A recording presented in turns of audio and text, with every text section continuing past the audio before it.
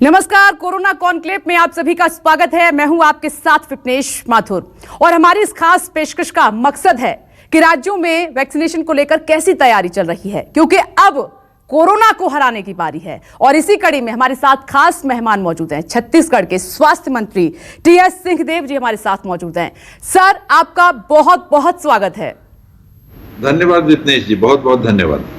Sir देखिए, आपसे दूसरी बार मेरी बातचीत हो रही है। एक तब हुई थी जब कोरोना पीक पर था, लेकिन छत्तीसगढ़ में आपने उसको ज्यादा आगे नहीं बढ़ने दिया, राज्य को बहुत अच्छे से संभाला।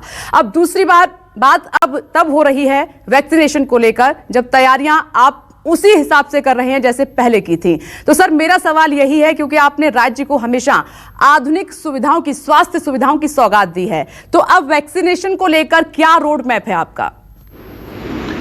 ये आज वैक्सीनेशन छत्तीसगढ़ में भी आ जाएगी। मैं आपको एक मोबाइल पे मैसेज दे रहा हूं। इस प्रकार से हमारे पास मैसेज आ गया है। 32,300 पैकेट्स वायल्स आ रहे हैं, एक वायल में 10 इंजेक्शन, तो 3,23,000 वैक्सीनेशन हमारे पास आज आ जाएंगे। ये फर्स्ट राउंड में जो हमारे हेल्थ वर्कर्स हैं, जिनकी संख्या लगभग 2,70,000 चिन्हांकित की गई है, उनके लिए पर्याप्त है। सेकेंड, इसके फेज 1 के सेकेंड पाली में जो पुलिस के हमारे साथी हैं, जो सफाई कर्मचारी हैं, जो हमारे अर्धसैनिक बल के हैं, जो हमारे राजस्व विभाग के हैं, वो भी जुड़ जाएंगे। तो उनके लिए और वैक्सीन लगेगी, लेकिन प्रारंभिक दिनों के लिए तैयार हैं। 16 तारीख को 99 जगह वैक्सीनेशन प्रारंभ की जाएगी। 6 अपने प्रदेश के मेडिकल कॉलेजेस, एक एम्स रायपुर, और उनके अतिरिक्त 92 जगह जिलों में, 28 जिलों में 92 जगह ये केंद्र बनाए गए हैं। यहाँ पर 16 तारीख को वैक्सीनेशन होगी। अनुमानित एक केंद्र में 100 तक का हमने टारगेट रखा है। तो ये 9,900 लोगों को पहले दिन वैक्सीनेशन लगाने की तैयारी है। सर, राज्य की अगर संख्या के हिसाब से हम बात करें तो कुल कितनी डोज की आवश्यकता होगी, क्योंकि 2 वैक्सीन है, कोविशील्ड और कोवैक्सीन, तो क्या दोनों की खेप राज्य में पहुंच रही है? और अगर हम वैक्सीनेशन की बात करें तो ये कब तक पूरा हो जाएगा, ये प्रक्रिया कब तक कंप्लीट राज्य में हो जाएगी? वैक्सीन का अगर आप कहें कि अभी कोविशील्ड की 3,23,000 डोज हमारे को उपलब्ध हो गई है।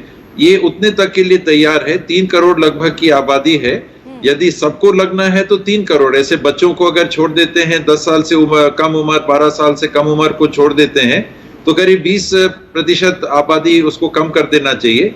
तो 2 करोड़ 40 लाख इस हिसाब से होते हैं।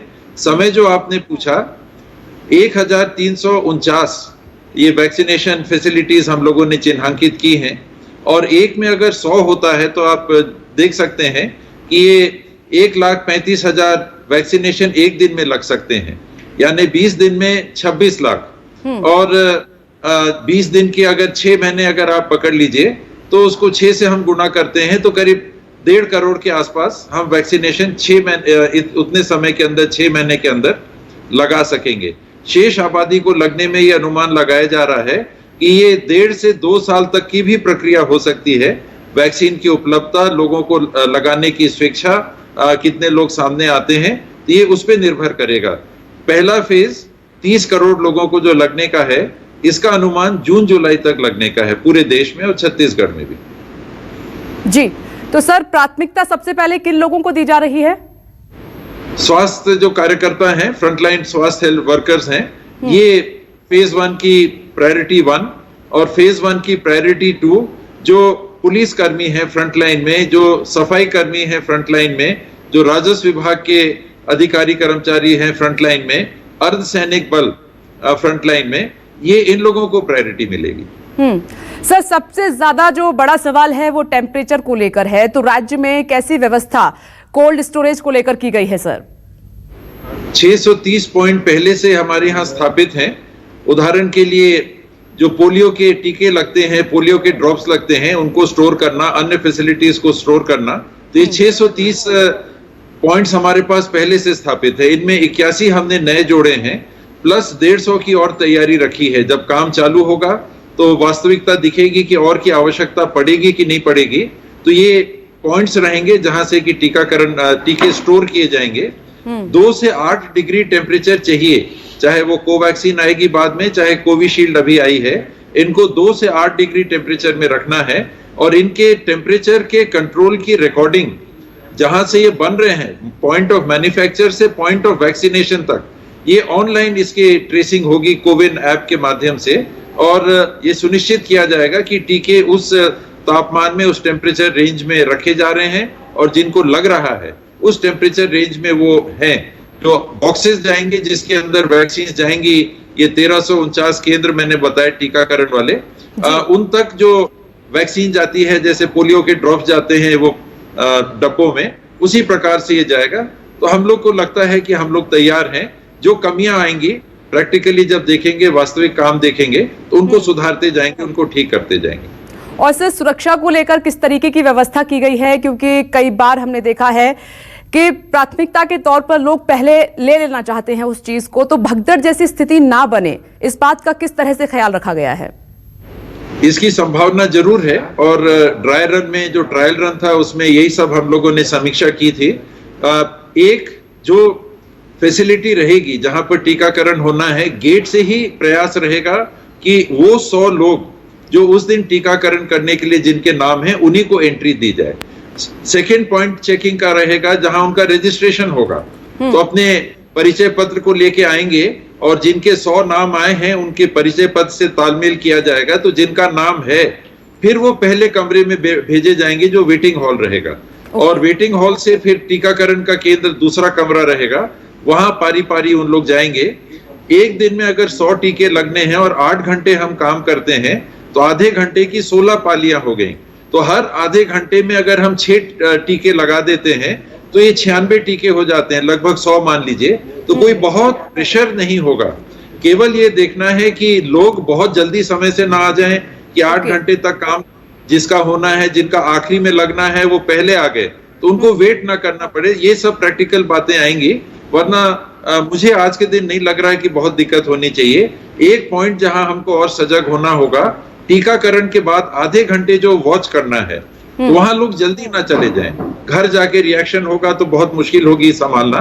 तो यहीं के यहीं वो रहेंगे, एट्रोपिन वगैरह के इंजेक्शन, बाकी व्यवस्थाएं वहां पर हैं।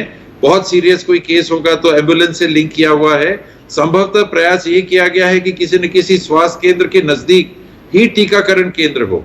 स्वास्थ्य केंद्र में अगर इतने कमरे नहीं मिलेंगे, इतनी जगह नहीं मिलेगी पेशेंट्स का आना जाना है, तो बगल के किसी स्कूल या ऐसी बिल्डिंग में जहां ऐसी व्यवस्था है, यही सबने भी ऐसे ही किया होगा, हम लोगों ने भी ऐसे ही किया।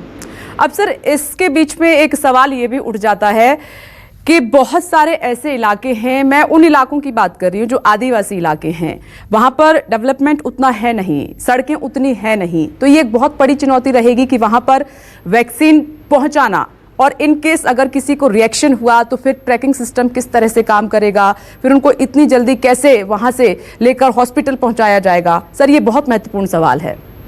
जी बिल्कुल सही आपने कहा, सही पूछा आपने।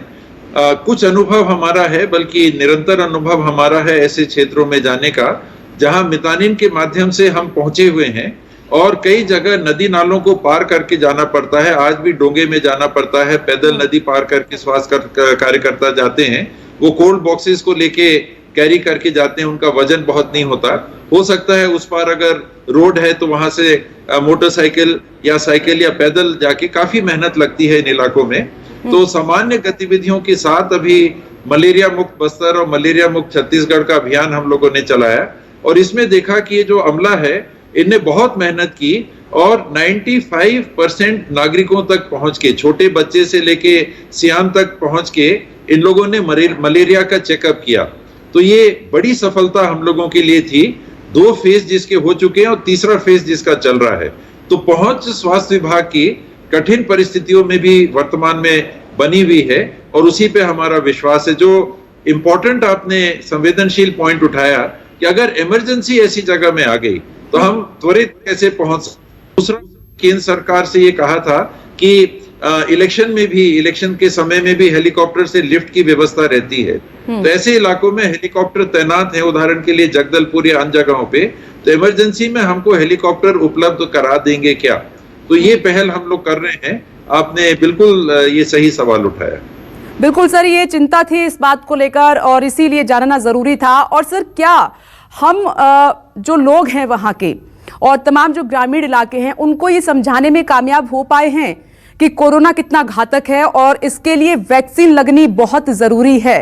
क्या वो लोग इस गंभीरता को समझ रहे हैं? क्योंकि सर, मैं कई ऐसे ग्रामीण इलाकों में गई थी इस दौरान, वहां पर लोग कोरोना को मानते तक नहीं है, वहां सोशल डिस्टेंसिंग नहीं थी, वहां मास्क नहीं था, ये सब बातें थी वहां पर।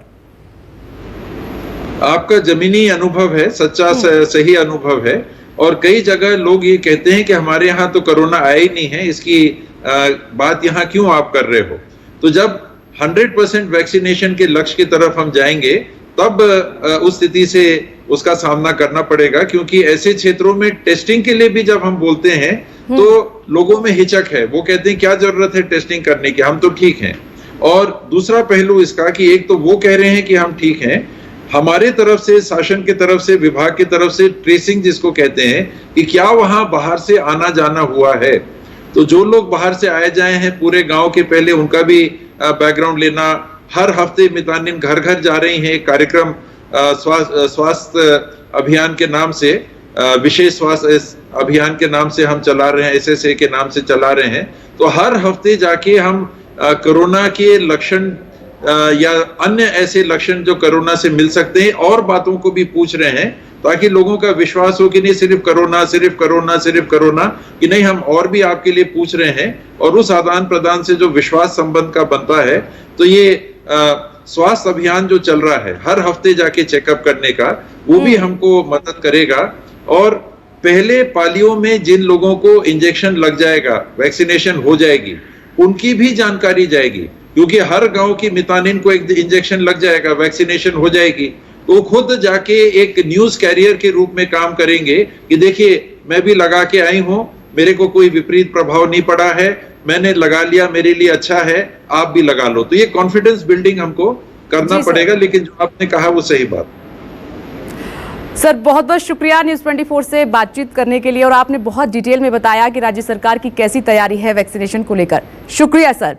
देखिए, ये थे छत्तीसगढ़ के स्वास्थ्य मंत्री, और छत्तीसगढ़ में व्यवस्था वैक्सीनेशन को लेकर कैसे की गई है, किस तरीके से ये डोज लोगों तक पहुंचेगी, किन बातों का ख्याल रखना है। और सबसे बड़ी बात है कि जागरूकता अभियान भी लगातार पहुंचाया जा रहा है, लोगों को जागरूक किया जा रहा है कि डरने की कोई आवश्यकता नहीं है, अफवाहों से आप बचें, आप आए, नियमों का पालन करें, कोरोना को मारना है, इसीलिए वैक्सीन को लगवाना बेहद जरूरी है। नमस्कार, मैं हूं मानक गुप्ता। अगर आपको हमारा ये वीडियो पसंद आया हो तो इसे लाइक और शेयर जरूर करें, और हाँ, हमें सब्सक्राइब और फॉलो करना ना भूलें, ताकि आप देश और दुनिया की कोई खबर मिस ना करें।